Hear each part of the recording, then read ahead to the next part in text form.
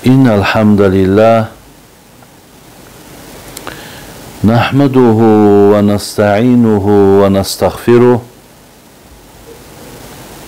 ونعوذ بالله من شرور أنفسنا ومن سيئات أعمالنا من يهده الله فلا مضل له ومن يضلله فلا هادي له أشهد أن لا إله إلا الله وحده لا شريك له وأشهد أن محمدا عبده ورسوله اللهم صل على محمد وعلى آل محمد. السلام عليكم ورحمة الله وبركاته. همدیاران عزیز، برادران و مادران خیلی گرامی، از الله توانا و از الله بزرگ، از الله بی‌مثل و بی‌مانند دعاگو هستم که توفیقهای ما و شما را باز هم به سوی دینش زیاد بگرداند و از الله مهربان دعاگو هستم که گذشتگان همه ما و شما را رحمت و مغفرت کند. از الله مهربان دعاگو هستم که مسافرهای ما را هر جا که باشند صحت و سلامت الله مهربان نگهشان دارد. از الله مهربان دعاگو هستم که در این دیار ما، در این ملک ما همیشه الله مهربان خوبی ها و نیکی ها را نگه دار. الله مهربان همیشه همه ما بندگانت را در پرده رحمت و عصمتت نگهبان باشی. برادران و خواهران عزیز، امروز مثل روزهای پیشینه یک چند سوال هایی که بر من ارسال شدن من برای شما جواب گردانده و از الله مهربان دعاگو هستم که در حق ما هم دعا کنید و بسیاری از مسئله و مسائل هایی که کمی تأخیر می شوند، برادران عزیز شما دانید که خیلی و خیلی سوال زیادی که امروزها ارسال می شوند، من راستی هر روز به این سوال ها و هر روز به این مسئله ها جواب داده نمیتونم، به خاطری که من تنهایم و بغیر این مسئله و مسائل با بعضی مشغولیت دیگرم برای خودمان داریم. از این خاطر انشاءالله چند سوالی را که الحال قدرت و قوت میرسد من برای شما جواب میگردانم. سوال اولی که در پیش من آمده است، اینجا گفتم بابای حاجی شوهرم می می نوشد، با زنهای بیگانه بسیار رفت و آمد میکند. در وقت مستیش چندین بار شوهرم را زدم، آیا من گناهکار شدم یا نه؟ برادر عزیز سوال گوش کردین؟ میگه شوهرم دائم مست میآید و همیشه مقصد دست در دست زنهای بیگانه داره، یعنی مقصدش که همیشه دست به زنا میزنه، کارهای حرام میکنه. یک چند بار در حالت مستیش مقصد من ضرب لطش کردگیم، آیا گناهکار هستم یا نیستم؟ حق خدای مهربان برادران ما و شما را عمرتیت بسیار سوال ها میشنویم، ولی بینید در همین سوال ممکن بسیاری آدم ها حیرت دمانند که این زن مقصد شوهرش میزند.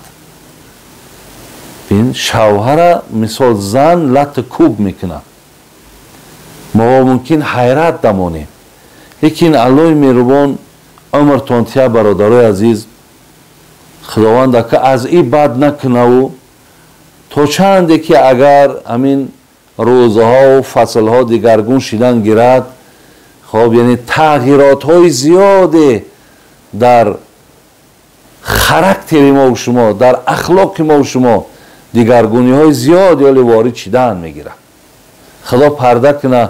ولی روزی با سوال می شود ممکن یگان دخترکی که بگه ما پدرم میزنم، با یک بچه که دیگرش ممکن مکتوب بیاره که من مادرم میزنم.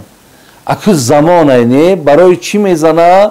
اگه این خواهر ما علت چه گفته است که مردکم که مست میآیه و یعنی با حرام دست سر کار داره و دست در دست زنهای بیگانه است، خلاص ما برداشت همی را نمیکنم.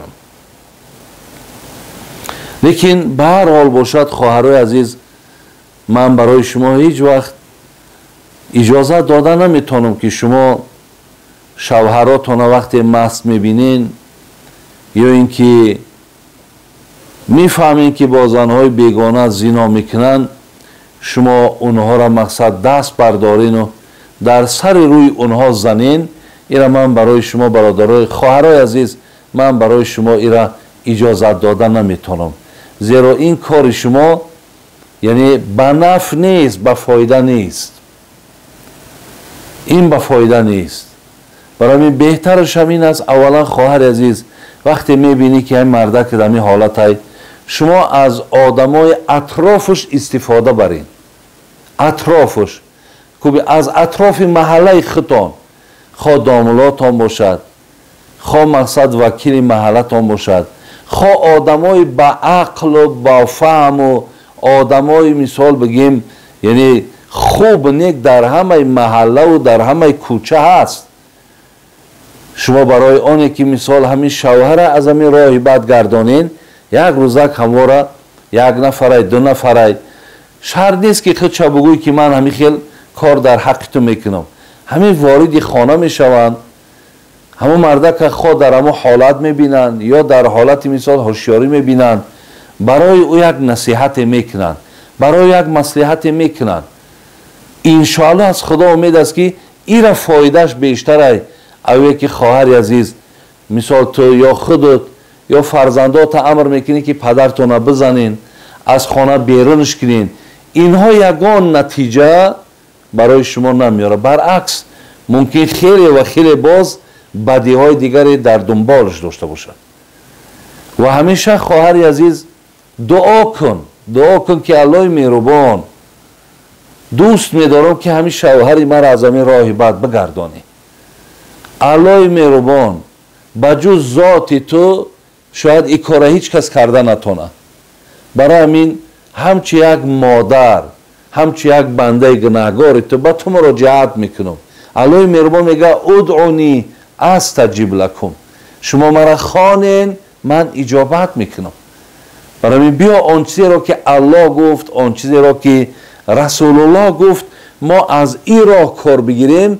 از الله مهربان امید است که خوب میشه. یکی دعا کنین، یکی از آدمای اطراف، خواه اولادای خودم باشد، خواه اولادای خودشم باشد،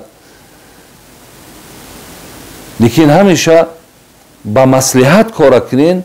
از الله امید است، یگان نتیجه خوبی میته. حالی مالک دینا را حکایه میکنن، میگه وقتی که یک مست در قد کوچه دید، مست در کوچه دید، چیکارش کرد؟ مثال در قد کوچه افتیدگی بود، مثال بعضی همون میگذاریم حقارتش میکنیم، میگیم خدا از این حال تا بد کنه، بعضی همون ایتا میگیم.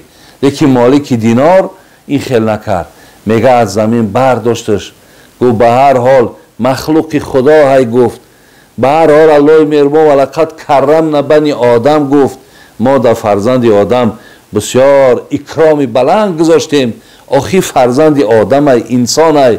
میگه برداشت آور یک جوک دو اقعا و آورد، میگه و دست روهای امرا شوست. ببینیم برادرای عزیز، رویش میگه شوست، دهنش شوست، یعنی چهره هاش از آلودگی خاک دیگر تازه کرد.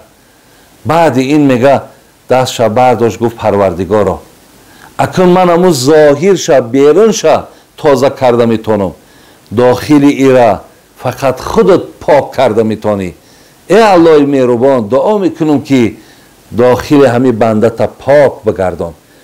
جایی که در درون قلب همین فسق، فساد، فجور، گناه، اونها را از داخل دلش تازه بشو و در جای اون نور ایمان بمان، در جای اون محبت خودت بمان.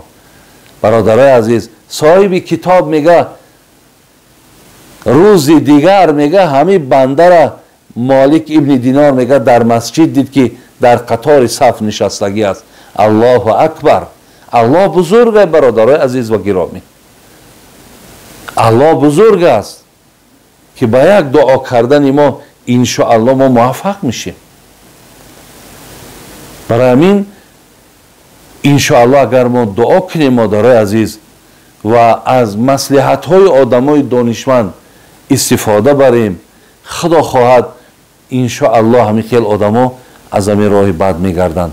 الله همه شما را ایمان کامل و سعادت دنیا و آخرت نصیب گرداند. سلام علیکم و رحمت الله و برکاته.